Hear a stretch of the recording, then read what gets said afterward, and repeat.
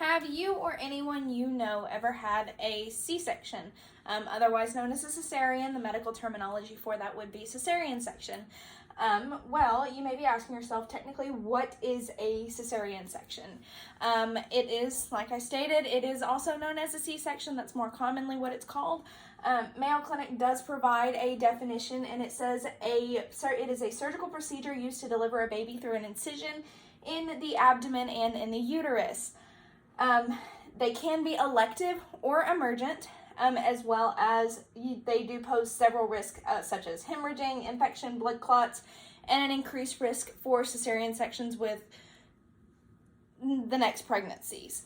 There are 3 different types of incisions that can be performed, such as low transverse incisions, which is going to be your lower abdominal, otherwise known as your bikini cut.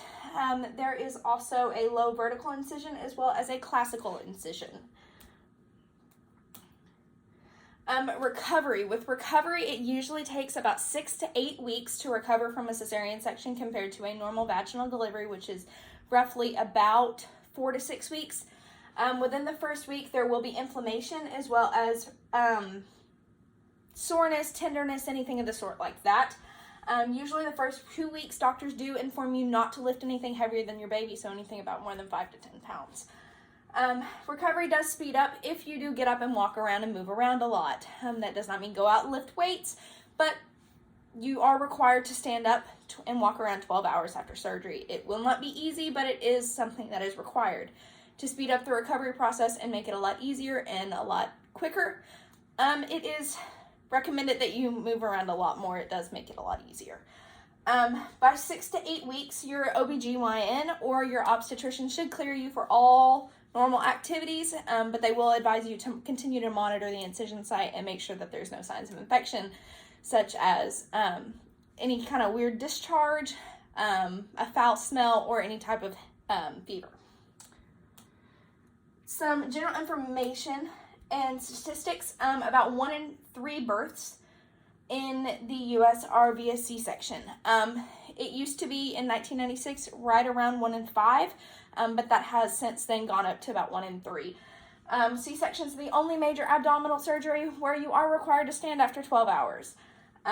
Before leaving the hospital, mama is required to have at least 1 bowel movement. That may sound something silly and something so easy, but it's really not when they have just cut through all of your stomach muscles. They do give you medication to make it easier, though. Not only when you have an epidural for a vaginal delivery, it is possible for cesarean, but typically they do use what's called a spinal block. With that, you will not be able to get up and use the restroom until that has worn off. Until then, you will have a catheter. You are able to have a vaginal delivery after cesarean. That is called a VBAC. It's vaginal birth after cesarean. You are able to have one as long as they do the low transverse incision, which is the lower horizontal one, not the vertical.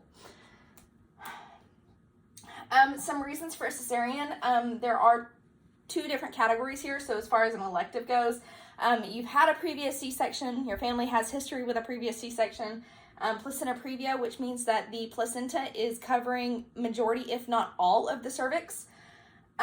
Infections such as HIV or herpes that can be passed on to baby through a vaginal delivery, and having multiples, as well as labor is not progressing fast enough and your water is already broken. Emergency C-sections are low heart rate, so for either mother or baby, high blood pressure, there's feces in the amniotic sac, and baby can aspirate, which does mean that they do need to get out as soon as possible. Of course, babies in distress, any type of severe birth defects could be a reason for an emergency C-section. And babies not head down. They do have a procedure where they can try and turn baby if they're sideways or if they're up and down. They can try and turn them to where their head is down, which is the ideal position for baby to be in for labor. But sometimes that doesn't work. It's not foolproof. So that would be whenever another emergency C-section is used, and if the umbilical cord is pinched. So just a little overview of everything that we have discussed. Cesarean sections are classified as a major abdominal surgery. And if you do choose to have this, make sure you are making an informed decision and you do know all the risks and the factors that go into a cesarean section. Make sure you are making an 100% informed decision. If the situation were to arise where an emergency C-section is medically necessary, ensure that your doctor does inform you of all the risks, all the reasons why. Your nurses and everything have given you all the information you need about recovery, about the time frame, and everything of the sort like that. Just ensure that if you have any questions, ask them. They will give you the correct information. And so just ensure that you are making that informed decision. It is a major abdominal surgery, and it does have some risks and precautions that do need to be taken into consideration.